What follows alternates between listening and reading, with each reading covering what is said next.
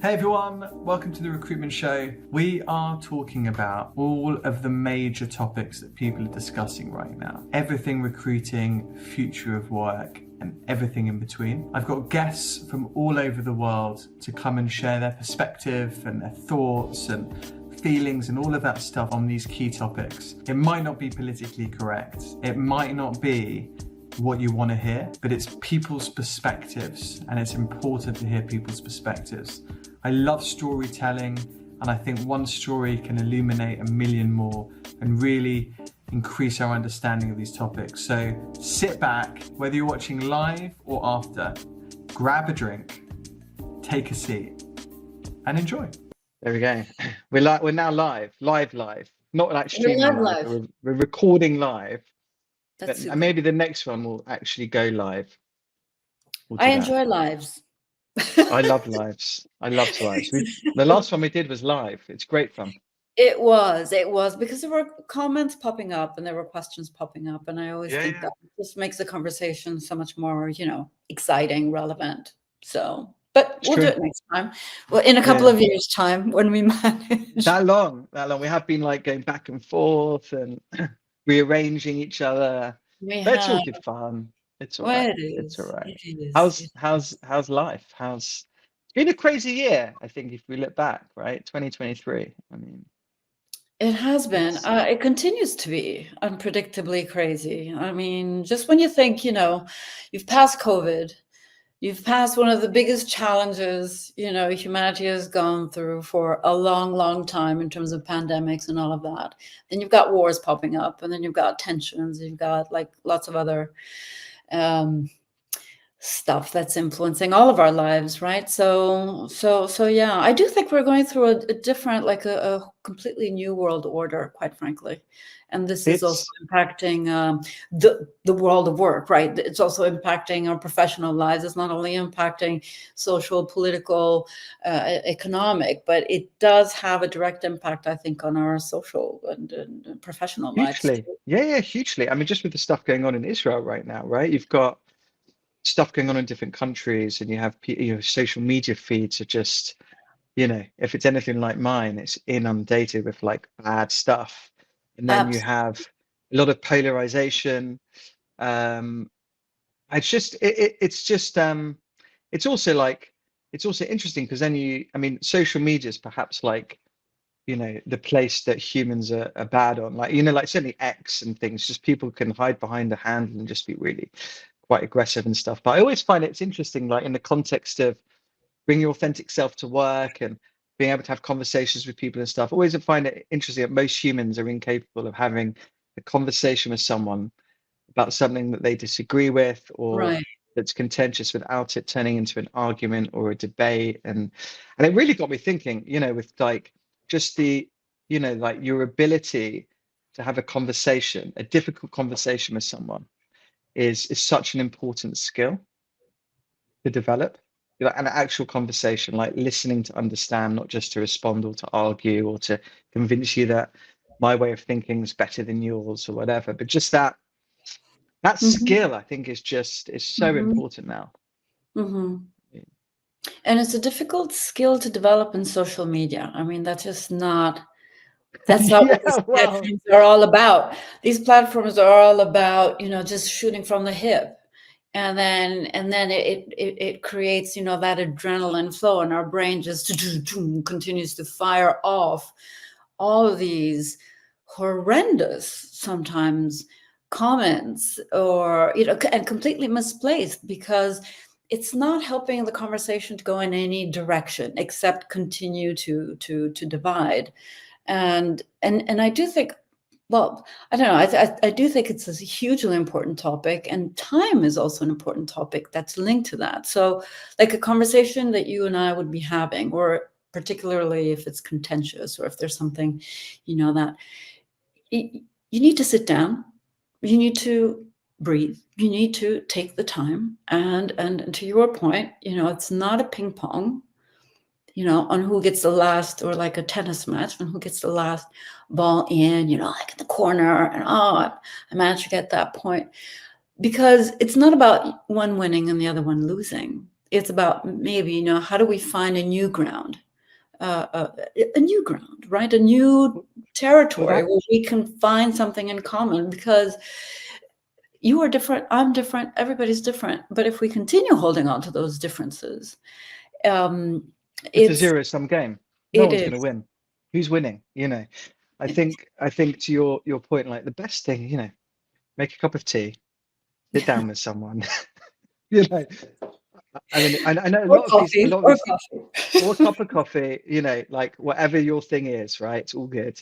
And actually, if you're really interested in understanding someone's perspective, then you'll listen more than you'll talk. And you can really, get to know someone by speaking with them. And then, everyone's got a different perspective on the same thing. And it's really normal. And then so much online. There's actually a comedy skit I saw. Like, I'm not going to do it justice. So, but it was like the comedian was like, oh, you can, you're good at comments on TikTok, but what about when we speak in real life, kind of thing? Anyone can hide behind the keyboard and and say whatever, but there's something about sitting in front of you and talking like this is hard. People find it very difficult. You see a lot of the I've gone all in on YouTube. Like, I love watching all different sides of the conversation at the moment. And you just, you're looking at some conversations of people on these news channels and stuff, and it just ends up turning into an argument or a shouting match between, you're like, come on, guys and girls, just how do we move forward? And how do we understand each other? And that relates to work, life. I think it's all integrated, to your thing about, trying to construct a work life that works for you. I think it all intertwines, doesn't it? I think we need to also learn to put our interests a little bit to the side, which is a very difficult thing to do. But mind you, so I do think it's a political game. Politicians, that's what they feed themselves on. So let's not even go there. I mean, the debates sometimes are really manipulated in such a way that you do get this. It's like being in an arena, like in ancient Rome, put everybody in the Colosseum and get all the blood. But in terms of conversations, right? So there's a political dimension that unfortunately is leading a lot, let's say, these kind of conversations. And they're not conversations, they're really polarizations to get votes, to get more power, to influence, and what have you. But let's say landing to the normal common people, the lives of our everyday lives, I find it disturbing. I actually find it disturbing that even in the common lives, and at work or with friends or in families, we have really lost this ability to create the conditions for a dialogue. Because I was talking the other day with someone, we were talking about psychological safety at work and mental health and stuff like this. So it wasn't necessarily about world economic and political problems, but like problems that are closer to home. And it's true. It's like, even if you do want to initiate a conversation, right? Maybe on, hey, how are things going? Or maybe, hey, things are not going that well. Or I may disagree with you on certain things. And if we talk about work, I may disagree with you on, I don't know, the budgets, the plans, the business plans, etc. But if I don't feel comfortable, if I don't feel that there's an environment of trust, if I don't feel that there's a genuine interest on the other side, not only to listen, but also to come up with something which is a viable solution, then you know what? People just play the game. People play the game, and everybody's playing the game, actually, quite frankly. But I think also, like, I've thought a lot. Oh, you're right. And I just thought back to, I was thinking back to school, and it was like debating society. And then it was, and everything I remember everything went to school and through university. It's always like debating, like, this is what I think, and this is why you should think this. it's very rare, I think, like growing up and through education and stuff. Also, like universities, like the kind of front line for, people that are, like sort of demonstrating or just like, whatever it might be, put forwarding your cause, whatever, right? There's a lot of stuff on campus. And again, it's all like kind of, you've got to believe what I believe, or you should be believing what I believe, or you're wrong. And it's very rare, I think, when I was think about like my like early years where someone was teaching me or encouraging me to sit down and listen and understand, and then have a like a dialogue. I don't know about you, for me, but I mean, like, my education was in the UK, and it was like that. Like, I remember, oh, you're good at arguing, go to the debating society, and then you stand up and you're like, right, this is my argument for, and this is why these people are wrong. And it just continues, Yeah. continues, and continues. And then that you take that through into work, and mostly around the boardroom tables, it's someone arguing why their point of view should be followed, rather than, we have an option. Let's all think about what the strengths are, or the weaknesses, or the dangers, or whatever it might be. Then let's talk about this one. Then let's talk about this one, and then collectively we can, come to Yeah. an agreement and make a decision, which feels like, win-win, right? No one feels they've lost, or they've gone with another option. It's like, you feel hard done by because they've not followed your. I don't know. I just think we just need to kind of rethink a little bit.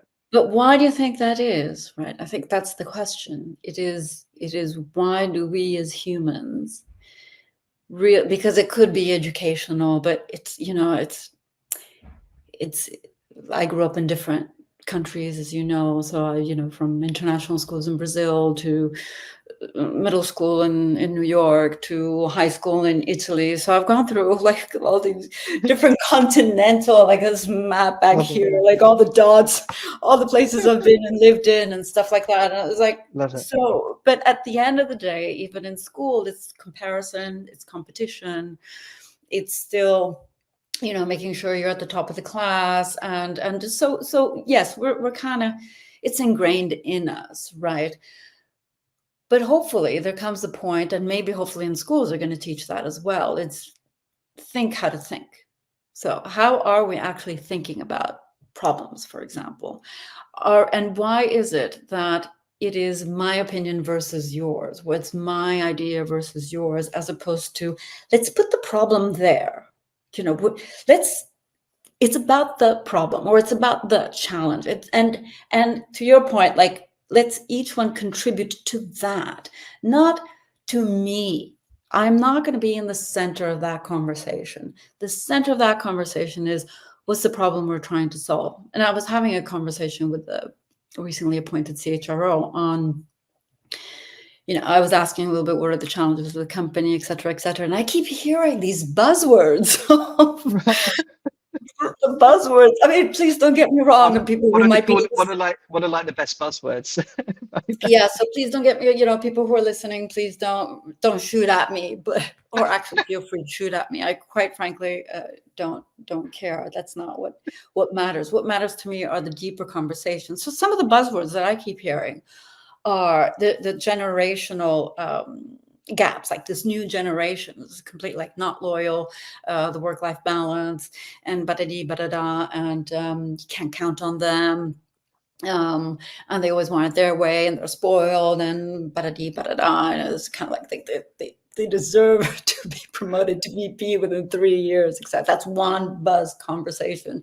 The other one, diversity, inclusion, and all these wonderful things, which have turned into quotas, have turned into programs, have turned into chief diversity officers. And you ask, though, the question, what's the problem?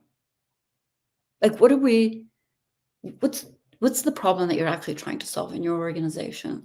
So, for example, is it a quota problem when we talk about diversity and inclusion?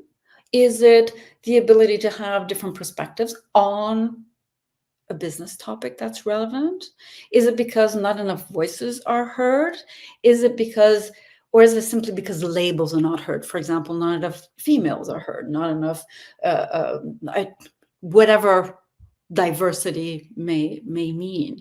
And when you ask these deeper questions, there's a moment of silence.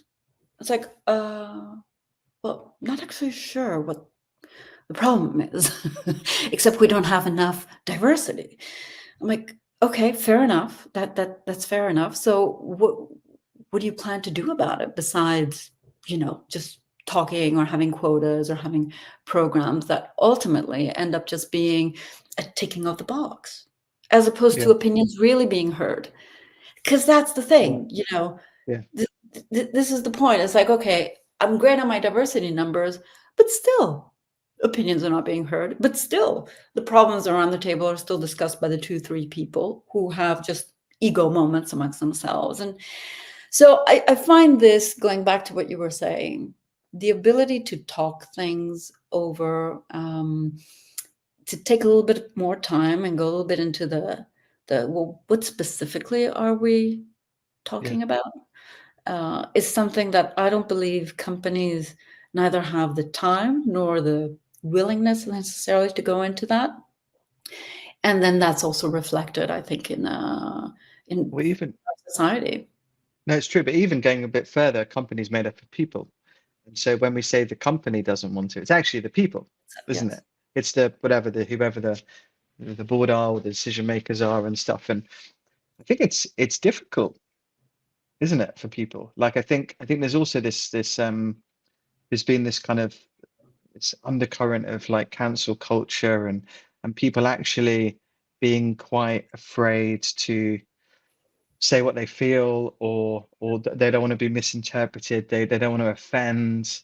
Um, Yes, and then yes. you have these like safe spaces and all of these things that so I think there's this whole thing of, again, back to conversation, like you should be able, as long as you're not like offending and being racist and homophobic and sexist and so forth, but like you should be able to have a conversation with someone and say, hey, look, I don't understand, can you explain, or I'd love to know a little bit more about this, or I'm really curious, can you help me, but without fear of being cancelled or whatever it might be. There has been that this last few years, and given what I do, right, I have a lot of like private conversations with people, right? Like being a headhunter, it's a one-on-one, it's private, it doesn't go any further, and people share their feelings and thoughts about work and life and all of this kind of stuff. And there's this but real like just trend of like people saying, hey, look, they say bring my authentic self to work, I'm not sure they really mean it, do I really have to?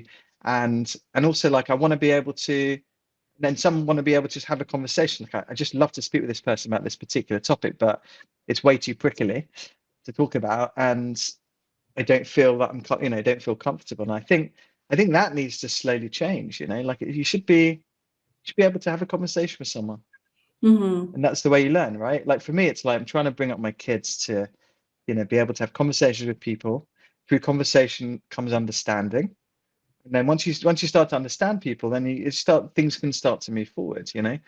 And so I think in companies that needs to, I'd love to see it shift a little bit more now, away from this hyper offended stuff, because it just stifles conversation. It stifles a lot of things. I mean, it really does, and it's more like, once again, going into a make believe kind of situation that we're living. It's a bit being on stage. Everybody's putting on their mask. Everybody's wearing their role. They're not bringing themselves. They're bringing their role to life in work, embedded in their bodies. But it's ultimately they're wearing their role and what is expected in that role, and for all good reasons.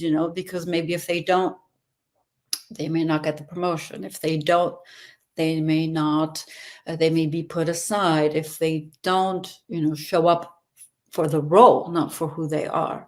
They may, once again, it might not be actually what people are paid to do, quite frankly. That's Yeah. also a reality about companies. And sometimes it does upset me, quite frankly, that we get into very humanistic conversations when ultimately, if you're in a business, it is the bottom line that is going to make the difference, right? If you survive or if you don't survive, if you're going to be hiring or if you're going to be firing. And everything that comes around it is also important, don't get me wrong. But you show up because, we're paid to, you're giving your time and your skills for a salary and for a compensation and for Yeah. hopefully recognition and a fulfillment. So it's already distorted, quote unquote, kind of, right? You can, it's not like you're home and with your family. Yeah. Having a drink with friends. So clearly there are parts of you, right? But this thing that you can switch on, switch off who you are in terms of your values, in terms of your beliefs, in terms of how you relate to people, not in terms of your tasks, but in terms of how you show up as a human being in relation to others. That's something that I think is worth really looking into, and that's what authenticity, in my view, is about. It is how you relate to one another, what values do you stick to, which means also that you take the tough decisions when those values are being, when all of a sudden you realize you're working for a place that doesn't speak to you anymore or doesn't have that same meaning Whatever that it might be. before. But Yeah. you know, I agree completely. I also think even just boiling, like the culture, I think culture is the way people treat each other. Are they there for you? Are people that, like there's just this vibe, this feeling and stuff. But I think like kind of if we focus on the individual, because there are a lot of people talk about the company as the mystical thing and the, like in the mountains or something. I think like for individuals, the stuff that you can do, like authenticity is great. And I do think if you're brave enough, and I do think sometimes you have to be brave to be authentic, to stick by your values, to say no or yes or whatever it is when it's really difficult to. I think that will really help in your career. It will help you get that promotion. People really value that. Like if you're absolutely, if you're there for people, if you're reliable, dependable, you work hard, absolutely. you're you've kind of homing your human skills, the conversation, the listening, the empathy, and all of that will get you to where you want to get to. I don't think this mythical, old school, they've got to be really mean and whatever doesn't fly anymore. I think work on these little things that you can control, and I think you'll go far. I completely agree with you. I mean, the work ethics. So how you show up as a professional, right? That's what I mean by work ethics. That you're going to show up regardless if you are a bartender or if you are, an executive. So it's your professionalism that speaks loads about you as an individual.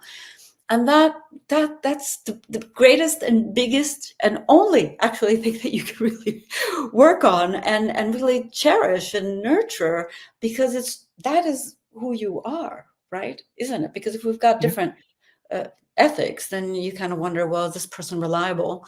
How can you be reliable in the workplace and not be reliable at home? I'm not sure how that works, but for some they work. But and another thing I think people tend to underestimate a lot, and I've seen this many times in my HR roles, is they tend to think that faking it is making it. I mean, there was a time where you would hear this slogan, "Fake it until you make it," and I'm like, no, we can smell you a mile away. It's not you, and that you're killing yourself, by the way. So it's not only you're not going to make it, but you may think that you're making it, but actually you're also chipping away who you are, right? And slowly but surely destroying a little bit that inner self that you have. So my recommendation is always stop faking it. There's no way people are going to make it.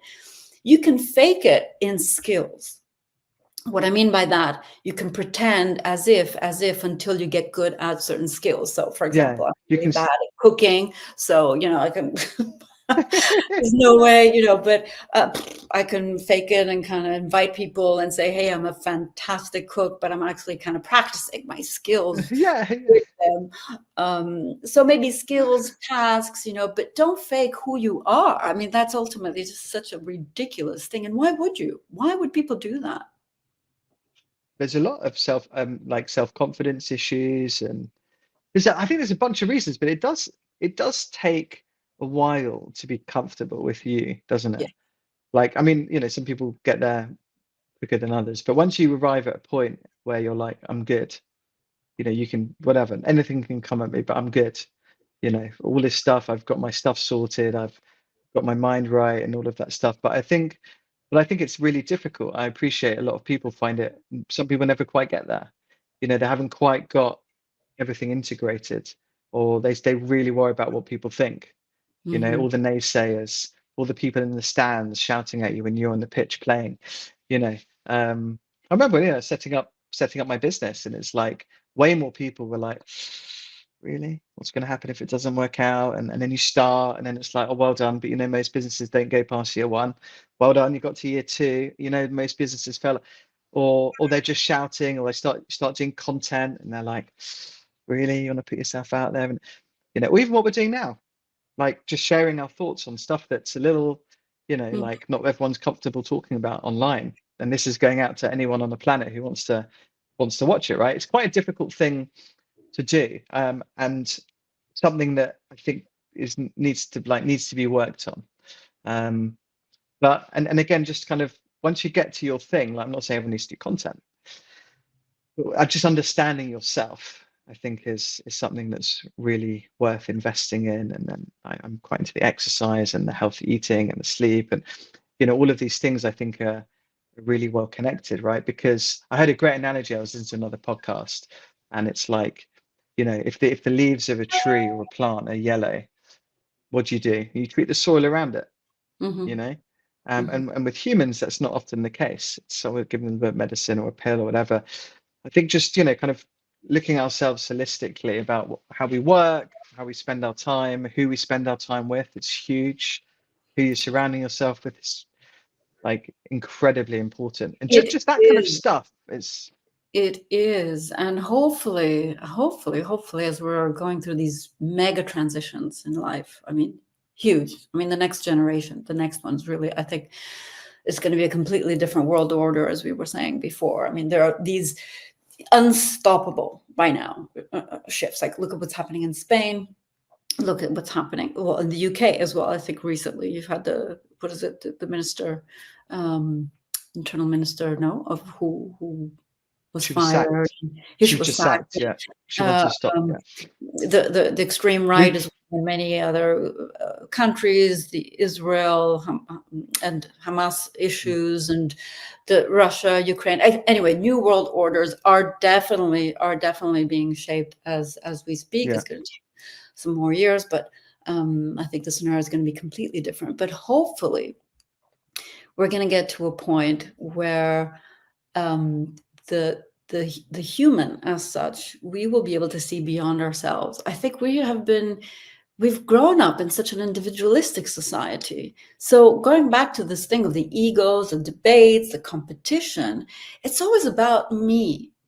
And I think it's time to kind of put the me to the side, because if we continue only exclusively to focus on me, on my well-being, on my comfort, my convenience, my money, my status, my here and there, we're not islands, right? The me, we're going to only grow through others. And the moment we stop for a second to think only about ourselves, and we say, well, how can I help somebody else? That already is an act of saying, well, wait a second, wow, it's not only me, there are other people as well, that my work, what I am doing, is helping others one way or the other. It doesn't mean, like in the big humanitarian sense of the word, but they're just the moment we start looking at work as well as a sense of responsibility, even if I may not like it 100%, who cares if what I'm doing is really important for somebody else to be able to do their job, or for somebody else to get a certain product or a certain service, you do it, right? Yeah. And you do it. So I do hope, we move more towards a collective community sense, and not only exclusively looking at our belly buttons, because it is important. Don't get me wrong, but this constant fragmentation between outer world and inner world is really an illusion, because we are influenced by others just as much as we influence them. So no, it's true. I read a really good book called Tribe by Sebastian Juncker, if anyone had read it. But the premise is that we're really good in smaller groups, 100 folks or something, small communities.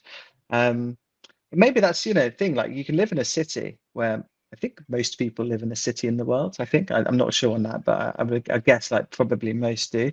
And it can be lonely places. You know, you can not know any of your neighbors. You can not plug in. Like it's quite hard sometimes if you move, you know, if you move countries or cities, it takes a while to plug in, doesn't it? Like you have to do something to meet people, go to the gym, dance, whatever it might be. Like just go and, you know, to like-minded people, right? They say like, what is it? Your tribe is your vibe. Your vibe is your tribe.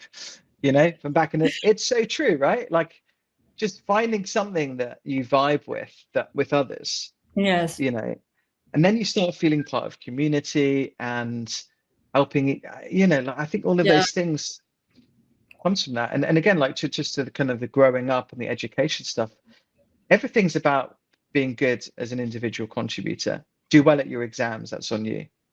Get to university, that's on you. Do well at uni, that's on you. First jobs, it's individual contributor, right? How do you get your bonus? Personal performance. How do you get to the manager role? Because you've done well as an individual. And then suddenly you've got to move from I to we to be a good leader.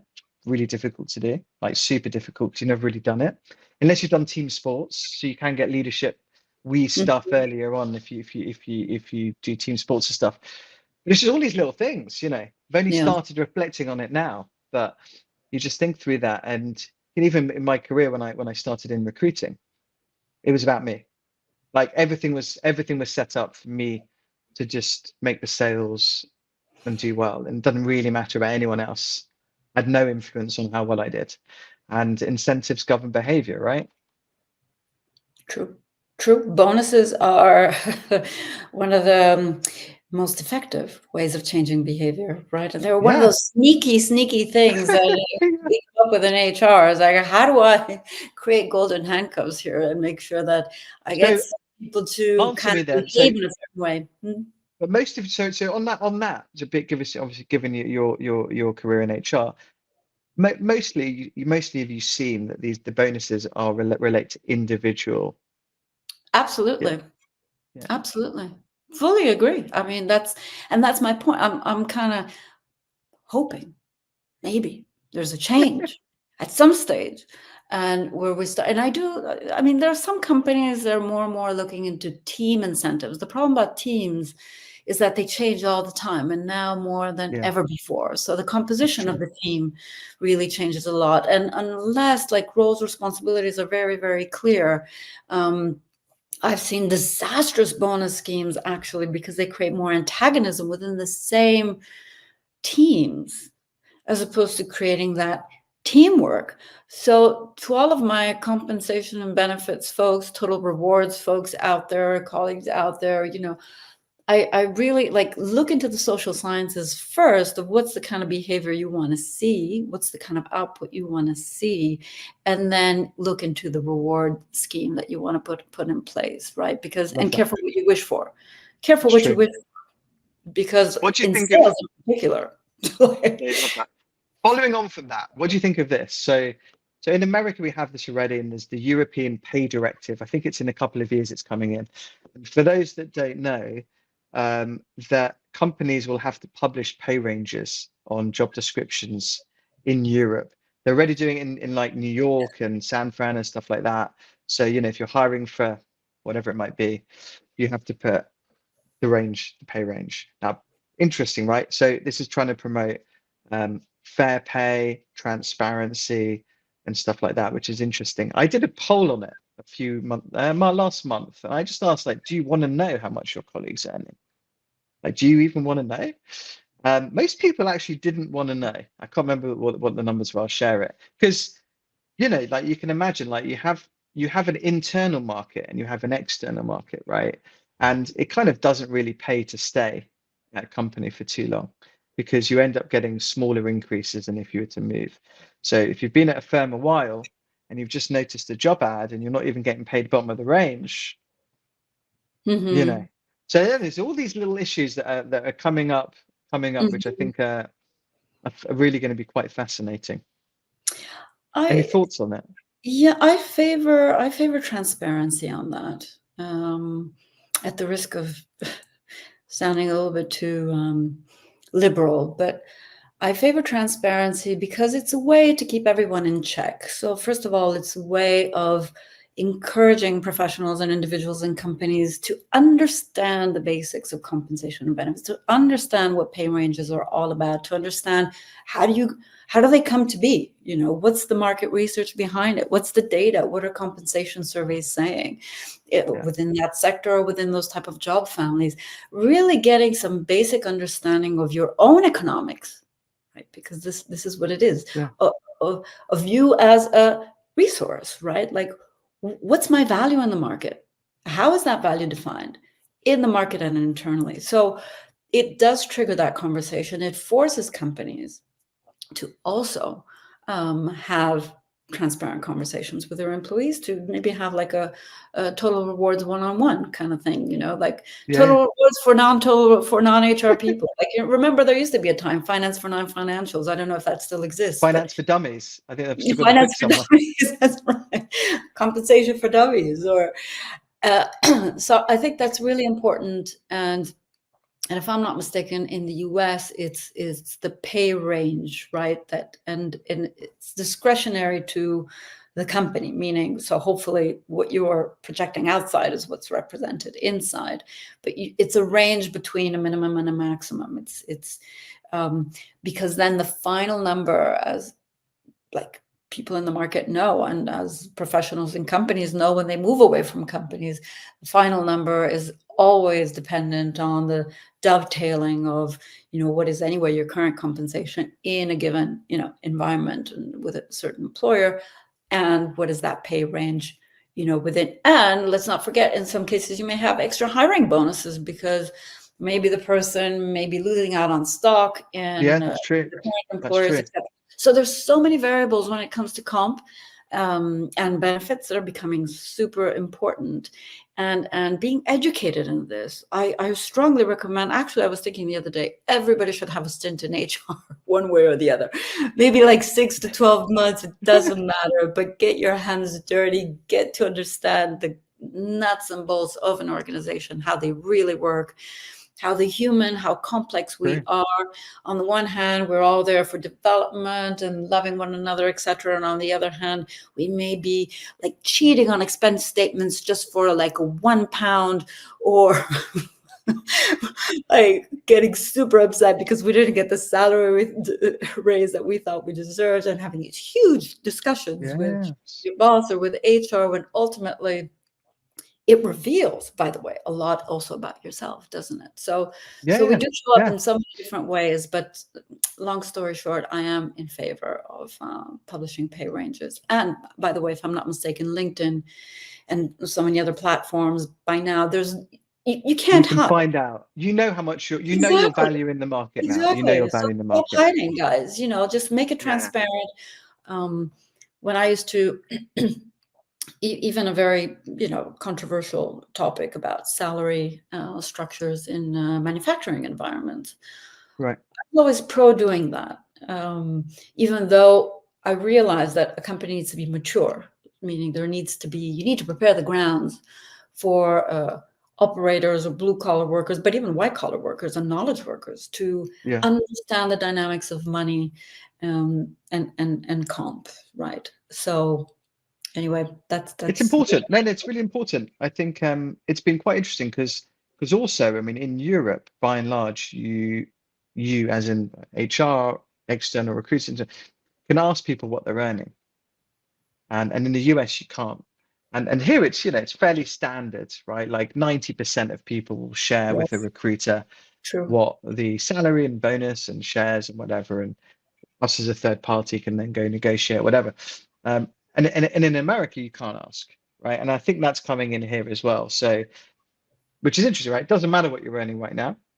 If you could be earning more or less, doesn't matter, because it kind of works both ways. Some people get put off if someone's earning more than their budget and they're fine with less money, and they get a bit nervous that they'll jump. And then also it's very difficult to give someone a really big pay increase if they're on a bit, like mentally people find it difficult. So I think that's really interesting, and it's like, look, this job is paying this.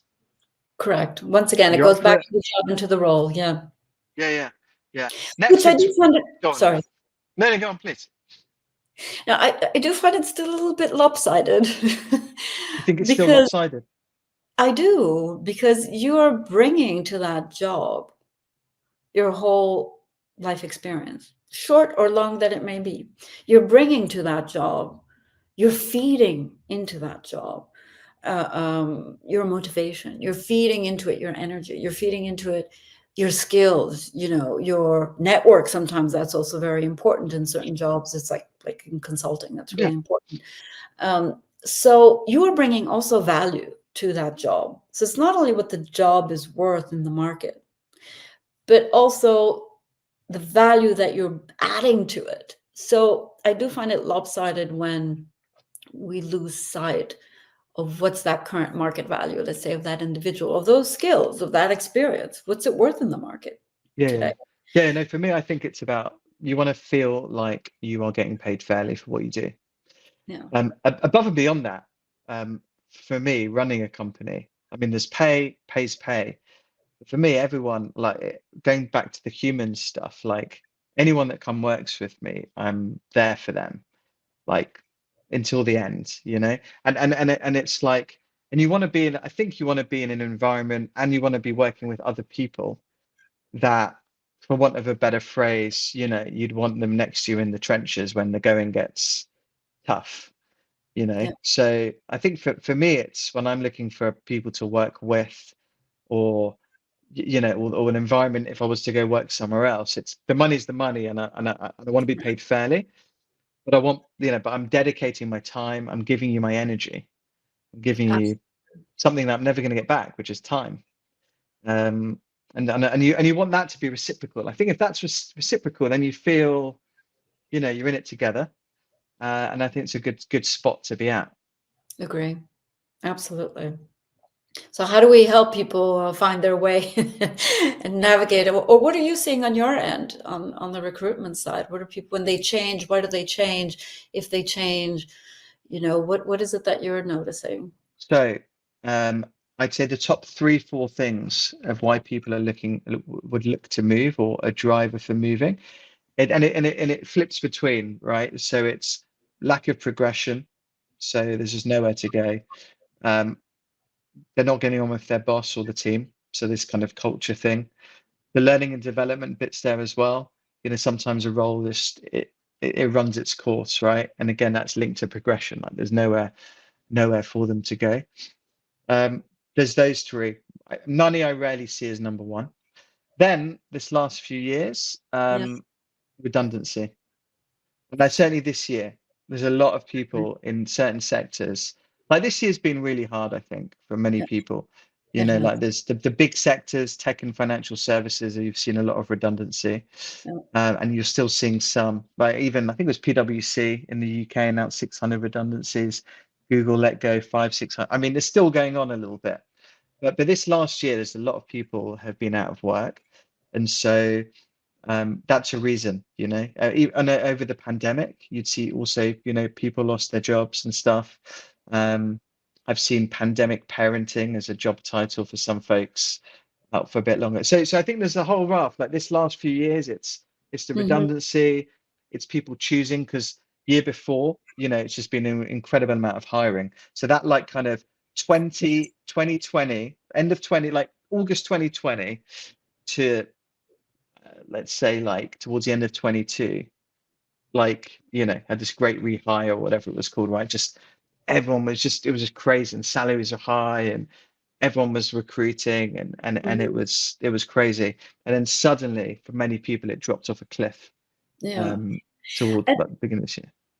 I think because I've been putting a lot of thought on this, as you can imagine. I also have the podcast of World of Work, and some of the programs about how to become the CEO of your life, or like that was the previous podcast we had, or the entrepreneur of your life and stuff like that.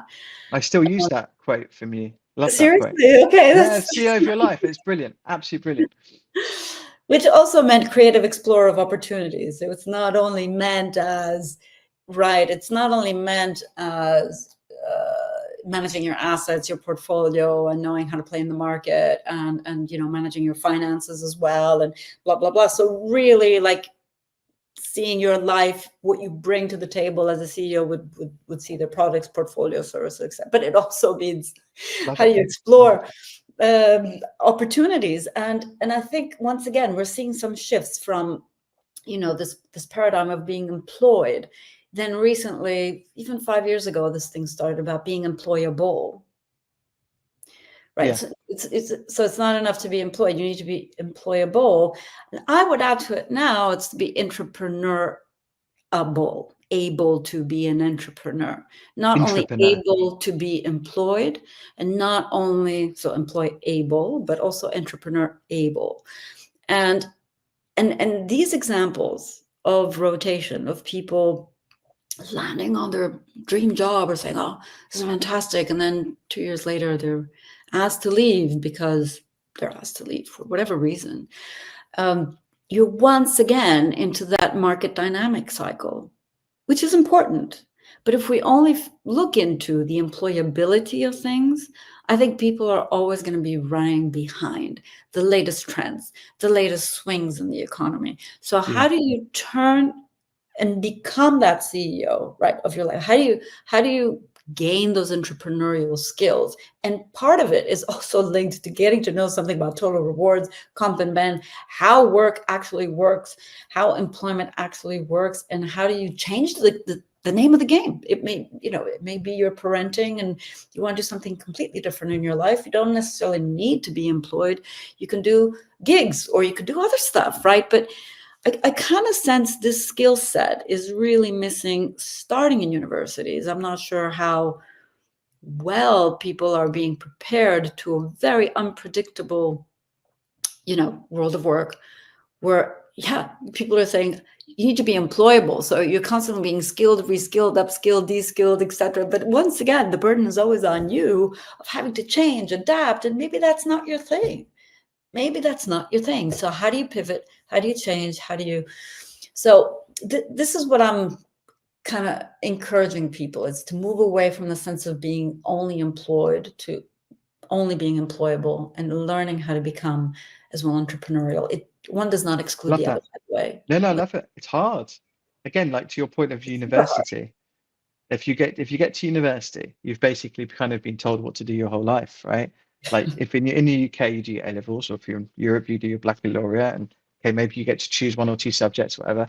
But and then you choose your degree, fine, but you're going to university and you know what you're doing.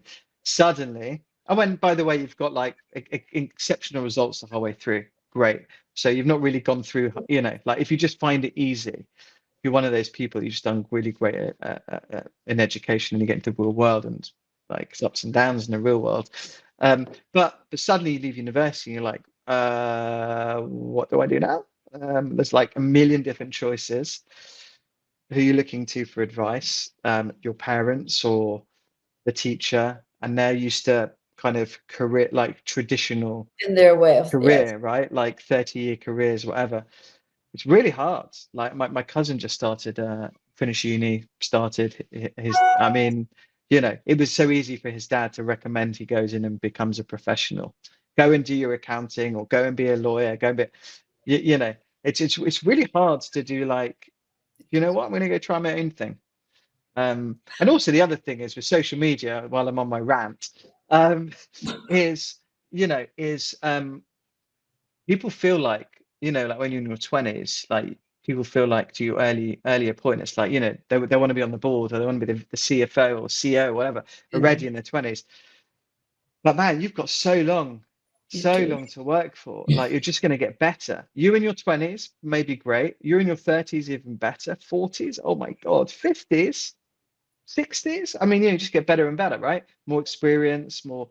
So I think as long as you've got a good mind, and you're continuing trying to develop and stuff, and if you can get the entrepreneur or entrepreneur mindset. So even if you're in a mindset, career, I agree. Yeah, absolutely. That's what we're talking about. It's the mindset, because hey, you gotta live life to know what you're good at too. You have to try, test, fail. You leave university, you know nothing. So unless you have like a vocation, and then all of a sudden, there are very few people who do have that. But then it's about experimenting, allow yourself the time to experiment, try and see what you're not good at, what you don't like. But this arrogance, a little bit of, but it's a genuine arrogance fueled by naivety, if that makes sense. This contradiction of terms, in the sense, social media makes everything sound so easy, and so become an influencer, and everybody, including myself, right, including myself. At 50 and above, I also have a podcast. I have a YouTube channel. I thought, this is the way to stardom.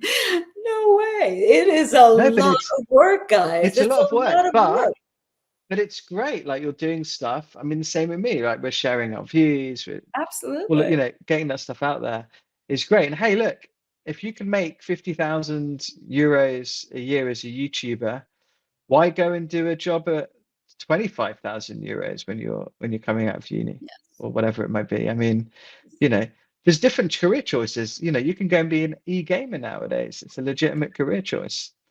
But I think it's to round it up, it's like, it's quite hard to do that unless you're really good. Like, unless you're like incredible footballer or something that, like, if you're just, if you want to go into like business or work, you're seeing people making $1 billion by 25 and you're like, oh my God, I need to do that. Or a friend is the CEO of something or other and you're like, oh my God, like, I'm only I've just started. I'm missing out.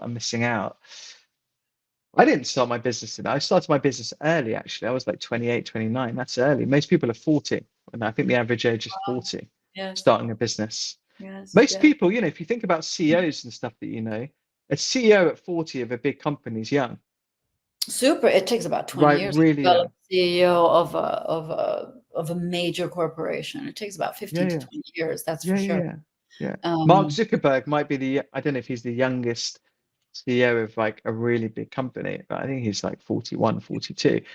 Most others in the fortune are older. Yeah, and there he founded the company. I think that's kind of like, and he founded the company. Once again, there are different playing fields here, and we have a tendency of mixing things together, but they're really very, very different spaces. That's why I always use maps when referring to the world of work, because they're different spaces. A corporate space is different from an entrepreneurial, different from an open kind of creative path, and so on. And there are different rules of the game. And I think that's really important to keep in mind, that so in a Fortune 500 company, so not founded by, but usually, it takes about those 15 to 20 years to really get to those top jobs. Now, Bob Iger, I'm not sure, once again, I think in Disney as well, it took him that amount of time to get to where he was. Then he left and then he went back. So these are the corporations we're talking about, right? Tim Cook, it took him as well about 20 or so years to get to where he is. The others, it's like the Marks of this world, and he was a founder, so founder CEO. But he was absolutely brilliant, definitely, and lucky. I mean, it's always got to be a combination of all these things. But to your point, first of all, we're all different. We all have different talents, and we change in time. Like, what I want now is completely different, or very different from what I wanted 20 years ago, because I know what I want specifically, and I know what I don't want, and I know what I can afford not to want, and what I can afford to want. And I'm having a talk tomorrow on, the economics of change. It's like, what's the price of changing in relation to the cost of non-changing? Nice. And actually, I want it to be a debate. It's not a lecture. It's really a debate with a group of people, because we tend to forget that if we stick to where we are, it's great because it has certain benefits. But what's the cost of not changing in relation to the price? Price always means extra value that you get, right? A premium price of an iPhone. It's not only cost, it's actually the perception of the value that I'm getting from this phone. Also, hey, if you're unhappy in a job and you wait a year, you're going to be 1 year older and even more unhappy. It's not a great position to be in. Right? So true. But to your point, it's not easy. No, it's not easy. It's not. We joke about it, but it's hard. And let's not make it sound like it's easy. And that's exactly my point on when we change. It's not easy. And yes, be optimistic and think positive and, be relentless in your stuff, but you also have to be methodical about it and really think things through and not just jump from one thing to the next, especially if you've got family responsibilities and stuff like that, right? It's just, let's get the right messages out there. True. Love it. I think that's a good place to end. We've done a good almost an hour. Love it. Okay. Yeah. Super. Thank you so much. Thank you so much. Hold on. We'll say goodbye and then we can chat after. Thank you so much for joining me. Thank you, Lewis. Thank you. Great chat. If anyone's not connected with Paola, LinkedIn, all of her great content, and please follow her. If anyone's not connected with Lewis, which I doubt because they're listening to the show. Well, you're listening. He's an amazing. Press the subscribe button. Amazing professional, truly. And looking forward to the next one. Thank you so much. Thank you. Thank you so much for watching. Hope you enjoyed it. Please do not forget to subscribe in all the usual places: YouTube, Spotify, Apple Podcasts, anywhere you like to watch or listen to a podcast. Any comments or feedback, please drop us a DM. If you've got anything that you want us to discuss, again, feel free to get in touch. Have a wonderful day.